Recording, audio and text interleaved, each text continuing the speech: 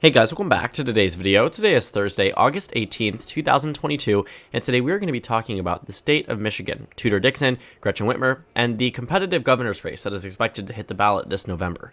Now, Fabrizio and I believe Impact Research, they released a joint poll. Those are two pollsters, both of which are partisan, one in different direction than the other. Fabrizio is a right-leaning pollster, Impact Research is left-leaning, and together they comprise this poll that was funded by the AARP in order to just get some data and an overall analysis from the state. Now, AARP does a bunch of polls. They did one in Pennsylvania quite a while ago, and we've covered it because typically they try to go through different avenues in order to ensure that the polls are at least somewhat accurate. And we finally have had the first poll released following the nomination of Tudor Dixon to the Republican nominee spot, and the numbers don't look as good for Gretchen Whitmer as they did before, but ultimately aren't bad at all. Gretchen Whitmer leads right now by 5 points statewide, 51-46. Now, the magic number here for Gretchen Whitmer is just being above 50. 3 out of the 4 polls that we have seen thus far have put her over 50, and 4 out of 4 have her at 50 or higher, meaning that practically everything is indicating that she is on track for victory. Tudor Dixon seems to be narrowing up the race. She has repositioned herself ahead of the upcoming election, talked less about abortion, and has spoken publicly that yes, she is against the abortion referendum, but doesn't want that to be the mainstream issue for voters this November. She wants to remind voters about inflation, about gas prices, about whatever she wants to remind them of in order for that to help her win. But at the end of the day, Gretchen Whitmer still seems to be holding on. Now, I will also say that Whitmer's lead from 37 points at one point doesn't mean that this significant portion of the state has turned against her. Gretchen Whitmer even being at a 37-point lead was entirely unreasonable, and I mentioned that when these numbers came out. But what it did show was that Gretchen Whitmer was able to get over 50% of the vote. Being at 58%, that was pretty strong. Now, it definitely was an outlier. No one was expecting Gretchen Whitmer to win 58-42, but it was showing a pretty consistent trend, at least from what we saw, because these weren't the only polls released at the time. Tudor Dixon wasn't even a reputable Republican nominee at that point. There was so much drama across the state that Tudor Dixon was polling at 1-2% at different times. Ended up winning the nomination with over 40 with Donald Trump's endorsement. But Whitmer at 58 wasn't realistic, but her being above 50 absolutely was. Now, we're going to look at the crosstabs. We're going to look at practically everything this poll has to offer because, quite seriously, it offers a lot of information, and it shows that Gretchen Whitmer is in a good position heading into November.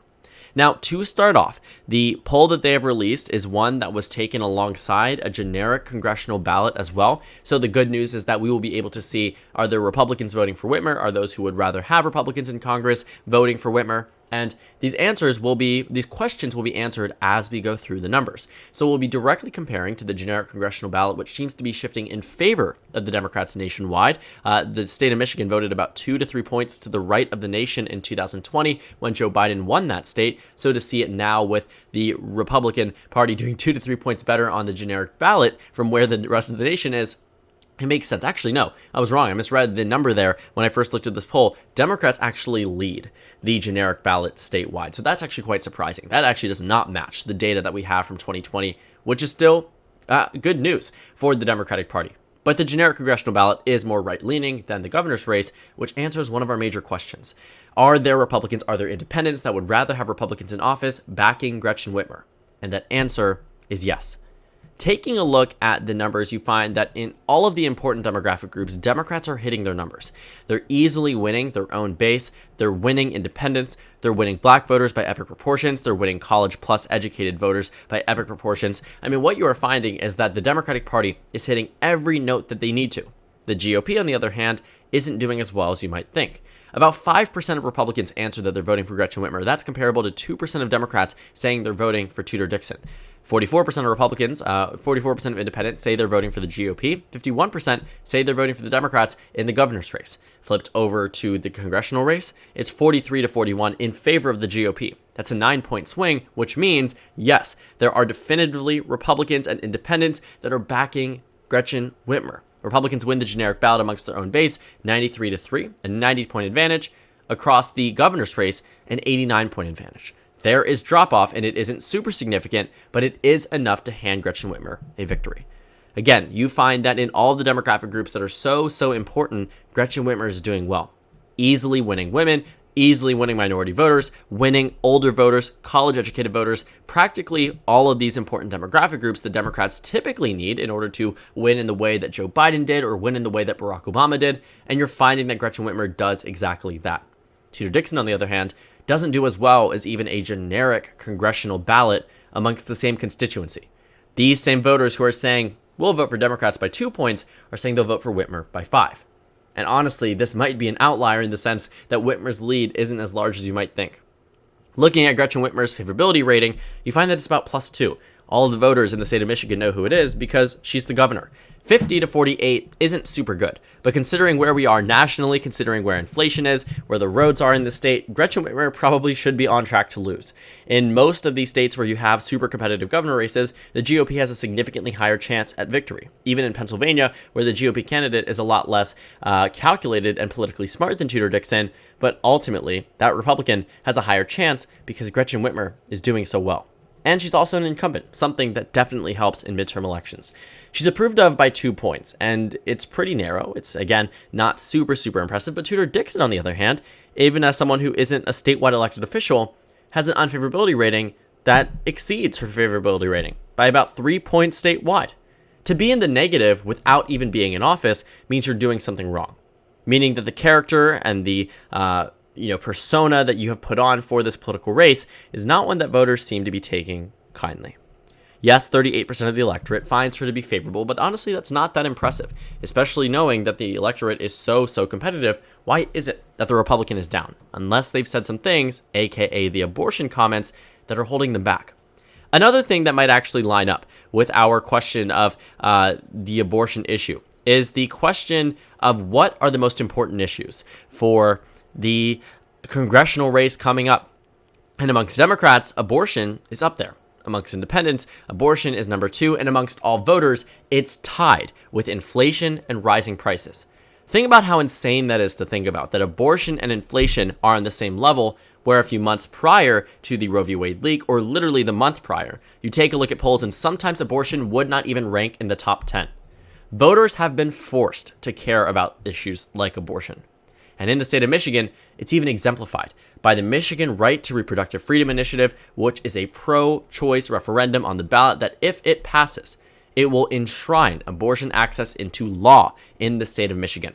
And if it does pass, it will likely carry Gretchen Whitmer over the finish line, because both parties are likely going to have to take a stance on this issue.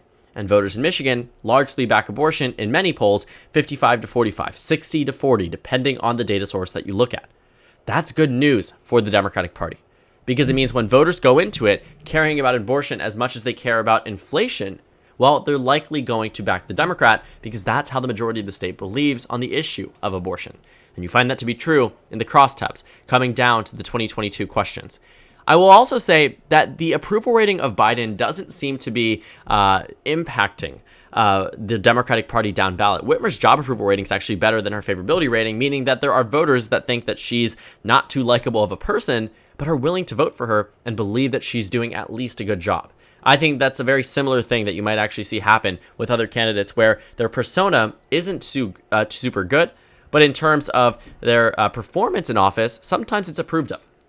Now, President Biden is down 16 points amongst all likely voters in the state of Michigan. That's not good for President Biden, but guess what? He isn't on the ballot again this upcoming cycle. He's coming up in 2024, and then that's when Democrats have to worry.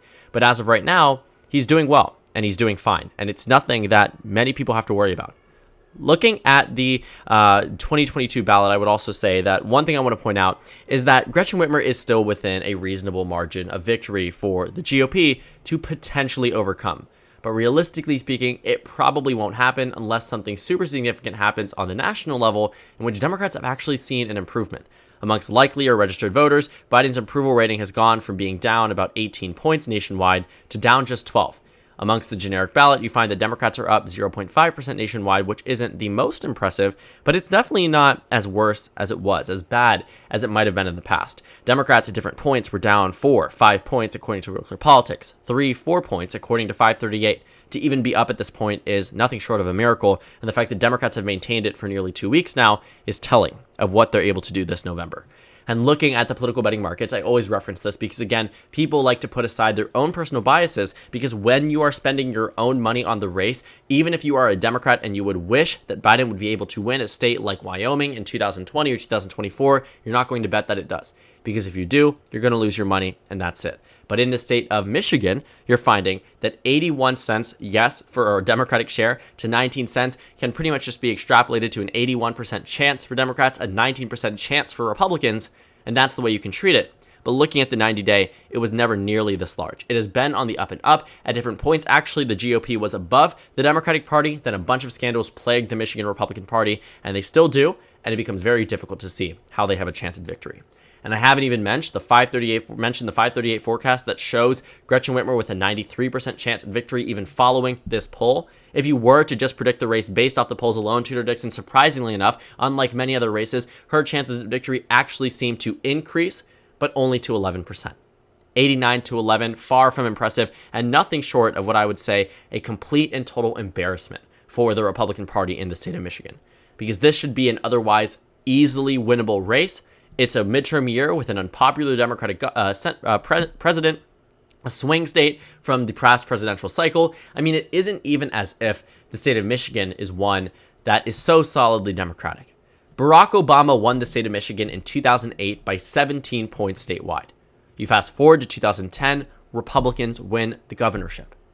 Looking at 2020, Biden only won Michigan by 2.8, and guess what? The governor here, the Democrat, is expected to do better than Biden did, despite the national environment being 7-8 points to the right of the nation from 2018, 4 or 5 points to the right of the nation from 2020, which means that if you were to apply this to the last presidential cycle, Trump would have won Michigan and would have won re-election. But the catch is, Trump isn't on the ballot, Biden isn't on the ballot, and this isn't 2020. This is 2022, when you have a governor candidate like Tudor Dixon, who has made so many unpopular statements about the issue of abortion being one of the most important issues for the race for Congress. And get this, it gets even better. I just caught this actually in reading it right now. I didn't see that they had this question asked, but abortion amongst those biggest issues in the race for governor, abortion is number one, not tied with inflation, but number one. 19 to 18, it's a narrow lead, but it's one that you never could have envisioned 6 months ago. It's when you would have said that is shocking that voters care about an issue that has been tried and tested and been practically precedent in law for 49 years. But guess what? The conservative Supreme Court doesn't care. They struck down the access to an abortion. They struck down women's right to choose across the country, and voters pushed back. See Nebraska's first. See Minnesota's first. See Alaska's special election. See practically any indicator following that decision. National generic ballot, statewide generic ballot, statewide polls in some of the most competitive states. Take a look at the Senate forecast. Take a look at the Biden approval rating. Things are moving in favor of the Democratic Party, despite us entering likely next year into a recession. It's even so crazy to think about that after this election, Democrats might still be able to retain control of the Senate and retain control of many close and competitive governorships. Because right now, Michigan isn't alone. Pennsylvania gives Democrats about an 86% chance of victory. Wisconsin gives Democrats about a 72% chance of victory. Arizona gives Katie Hobbs, the Democrat, a 61% chance of victory. Steve Sisolak is at a 63% chance of victory. These are all very close states, swing states from 2016, swing states from 2020, and to see Democrats in this position where they have a realistic and at least, not even realistic, a very good shot at victory is quite shocking, to say the least, knowing our national environment, knowing where the Democratic Party and the Republican Party is relative to last election, relative to the election prior to. Seeing all of that is pretty substantial, and I think the Democratic Party is in a very good position heading into November. So for the abortion referendum, for everything that we've seen thus far, the Democrats should be happy. They should be happy about the results they're seeing, and while it is a narrowing up of the lead, it's nothing to stress about whatsoever, because Whitmer is above 50. The only time I would say the Democratic Party really needs to worry about Whitmer to a high extent and start funneling money in is if she dips below 50 in a consistent amount of polls. But as of right now, she's stayed pretty high. And I think she is going to remain in this very high level of chance at victory as she continues to lead in these polls, as she continues to lead with the numbers. And even if Tudor Dixon ends up losing by just 2 to 3 points, yes, that is a narrowing up of the race. But what did it matter? At the end of the day, the same person who was predicted to win does end up winning. And I don't think that's going to be the case this November, especially with the issue like abortion on the ballot. So thank you guys so much for watching this video. Make sure to comment down suggestions below. Subscribe on the left if you haven't already, and check out the Instagram and Twitter. At the bottom left of the screen, there's also a Discord server for you to go ahead and join. And on the screen, there's a video that you can go ahead and watch. At the bottom left, bottom right of the screen, there's a playlist that you can go ahead and watch. And again, thank you guys so much for watching, and I will see you all potentially later today, but probably tomorrow.